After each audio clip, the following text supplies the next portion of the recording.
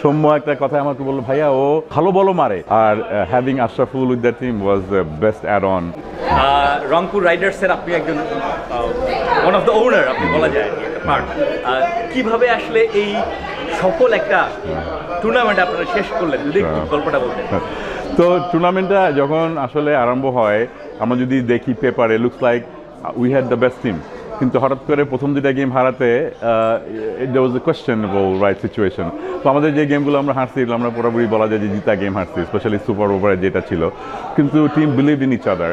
Coach Mickey is one of the best coach in the world. I think coach was telling the team they have faith, trust each other, have belief. Having Ashraful with that team was the best add-on. Total combination of players, captain, team. Nurul Hassan, he did well, rotation, did great keeping. আমাদের faith ছিল, আমরা just one এট এ time, one গে এট এ time. যখন সে গায়ানের সাথে আমরা জিতাম, যেখানে lot of turning point ছিল, যেখানে কামরুল ইসলাম রাব্বির 3টা উইকেট এক ওভারে, তারপরে অনেক গেম চেঞ্জার ছিল। Harmeet Singh, he did well. Steven Taylor, I feel very proud of him, as you know, আমার আটলান্টা ফায়ারের ক্যাপ্টেন, আর ওকে আমরা বিপিএলও আনতেছি। So he is gonna be great. Steven আর সৌম্যর কম্বিনেশনটা দে এনজয়েড ইট। ইভেন খেলার বাইরেও দেওয়া, ওরা একসাথে ঘুরতেছে। সৌম্য একটা কথা আমাকে বললো, ভাইয়া ও তো ভালো বলও মারে। So they boost each other up. So I think, I'm looking forward to BPL as well. Not to mention that GSL was very, very exciting. অনেক আপ অ্যান্ড ডাউন ছিল, বাট আল্লাহর রহমতে, আল্লাহর দোয়াতে, সবার চেষ্টাতে উই কেম থ্রু।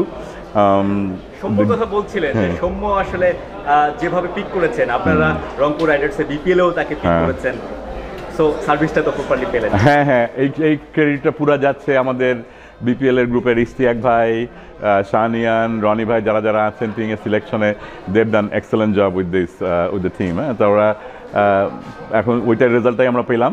ইনশাল্লাহ আমার ওই মনোবলটা, আমাদের ওই স্পিরিটটা কন্টিনিউ হবে বিপিএলে, আর ওইখানে আমরা বিগার স্টেজে আমরা চ্যাম্পিয়নশিপ ওয়ান করবো।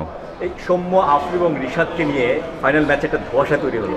কীভাবে বোর্ডকে আপনারা ম্যানেজ করলেন? আমরা যতটুকু জানতে পেরেছিলাম যে তারা চলে আসবেন, এখানেই সেন্ট কিটসে চলে আসবেন, শেষ পর্যন্ত তাদের আটকালেন, এবং সেই সৌম্য সরকারই সম্ভবত 86 বা 84 একটা রানের ইনিংস খেলেন এবং তাতেই জয়টা পেলেন আপনারা। কীভাবে এটা সম্ভব হলো, কীভাবে ম্যানেজ করলেন আপনারা?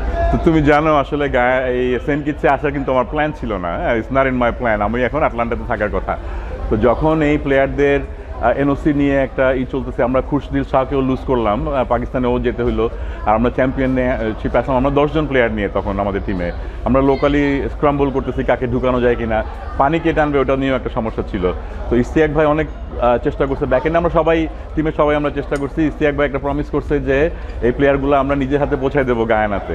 ইশতিয়াক ভাই যখন এটা আমার সাথে আলাপ করলো যে ভাই কাউকে দিয়ে পাঠানো যায় কিনা, তখন আমি আমার ফ্রেন্ডের সাথে আলাপ করলাম যে তুমি যাবা, চলো আমরা এদের নিয়ে যাই।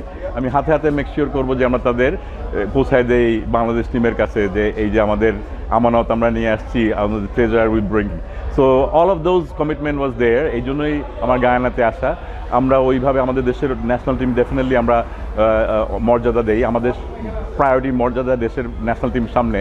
তো ওই রক্ষা করার জন্য আমি আসছি এখানে, আর ওইভাবেই তাদের দেওয়া হয়েছে যাতে আমরা। আপনারা সৌম্য, আফিফ এবং রিশাদকে নিজেই নিয়ে এসেছেন এখানে, আর মাহাদিও ছিল। আমি 4 জন পুরো সেম ফ্লাইটে আমি আসছি। প্রত্যেক এয়ারপোর্টে যখন আসছি আমি ওদের ছবি তুলে রাখছি যে তোমরা আসো আমানতে। আমি এই সেন্ট কিটসের হোটেল পর্যন্ত পৌঁছায় দিয়ে তারপরে আমি রিলিজ। তা আমি আমার দায়িত্ব পূরণ করছি আমাদের কমিটমেন্ট থেকে, রংপুর রাইডার্সের কমিটমেন্ট থেকে। রংপুর রাইডার্সে এরকম একটা টুর্নামেন্ট জিতলো, বিসিবি সভাপতির সাথে কথা হয়েছে, আপনার দেখা হয়েছে সেন্ট কিটসে, কি বললেন, কি আলোচনা হলো? উনি তার আগে থেকেই আমাদের বলছে যে আচ্ছা তোমাদের তো প্লেয়ারদের রিলিজ করা হলো, যে এবার জিতে আসো টুর্নামেন্ট। হ্যাঁ, ওনাদের কাছে 100% সাপোর্ট ছিল। আর চ্যাম্পিয়ন হওয়ার পরে তো এটা খালি রংপুর রাইডার্সের চ্যাম্পিয়নশিপ না, এটা বাংলাদেশের চ্যাম্পিয়নশিপ। বাংলাদেশ গ্লোবাল স্টেজে এভাবে একটা চ্যাম্পিয়নশিপ নেওয়াটা পৃথিবীতে কথা হচ্ছে, ঘরে ঘরে কথা হচ্ছে। তো এইটা আমাদের একটা ভেরি ইম্পর্টেন্ট একটা অ্যাচিভমেন্ট। অ্যাগেন ইনশাল্লাহ নেক্সট ইয়ারে as a champion team will get invited again. I'm hoping if in a global super league, if you hear me, we're hoping to be invited again. আর যদি আমরা invited হই ইনশাল্লাহ আমরা আরও better team নিয়ে আসবো। এই টুর্নামেন্টটা একটা গ্রেট টুর্নামেন্ট ছিল। আমি এরকম অর্গানাইজড, ওয়েল ফান্ডেড এরকম টুর্নামেন্ট আমি দেখি নাই, যেখানে ওদের প্রেসিডেন্টই খুবই ইন্টারেস্টেড। সে তো আমাদের সাথে বসে এসে খেলা দেখলো, very down to earth person. তো এই গায়ানার টিমের ওনার যে ববি, সেও ভেরি নাইস পারসন, এরা ক্রিকেট লাভার, স্পোর্টস লাভার। হ্যাঁ, তা আমরা চাচ্ছি যে আমরাও তাদেরকে ইনভাইট করবো। আমি বিসিবিকে রিকোয়েস্ট করি যে গায়ানার প্রেসিডেন্ট, গায়ানার টিম ওনার এনাদেরকে ইনভাইট করা আমাদের বিপিএল এর সময়। তারা আসতে পারলে তো গ্রেট। তাই এটা একটা ক্রিকেট রিলেশনশিপ হলো, একটা গ্লোবালি ক্রিকেট হলো আর কি। এই গ্লোবাল সুপার লিগটা জেতার কারণে কি বিপিএল একটু চাপ বাড়লো আপনাদের যে চ্যাম্পিয়ন হতেই হবে? চাপ বাড়ুক আর না বাড়ুক, আমি তো মনে করি একটা চাপ কমে গেল যে আমরা আসলে চ্যাম্পিয়নশিপ অনেক দিন হচ্ছে না, যেখানেই হোক। হ্যাঁ, অ্যাজ ইউ নো যে আমিও টিম অন করি আটলান্টা ফায়ার, আটলান্টা, ওখানেও আমাদের গত 2-1 বছরের চ্যাম্পিয়নশিপ হচ্ছে না। তো এটা হচ্ছে একটা স্বাদ পাওয়া, একটা টেস্ট পাওয়া যে অনেক দিন হচ্ছে না। Maybe that's a start again, it's a breakthrough again. এইটুকু মোটিভেশনটা আসবে। আর আমি যেটা মনে করি আমাদের অ্যাডভান্টেজ, যে 7-8টা প্লেয়ার যে একসাথে খেলতেছে, আমাদের এটা বিপিএলও খেলবে, that's gonna be the threat. কম্বিনেশনটা এখন থেকে তৈরি হয়ে গেলো, এটা বলতে গেলো যে প্রি সিজন ম্যাচ। হ্যাঁ, তো এইটাই আমি মনে করি যেটা অন্যান্য টিমের এই অ্যাডভান্টেজটা নাই বিপিএলে, এটা আমরা রংপুর রাইডার্স পেয়েছি। প্লাস সেম কোচিং স্টাফ, কোচিংয়ের আরও বেটার, তারা বুঝবে যে কে কখন খেলাতে পারবে, কার কীভাবে স্ট্রেংথ। তো watch out rest of the BPL team, we are coming.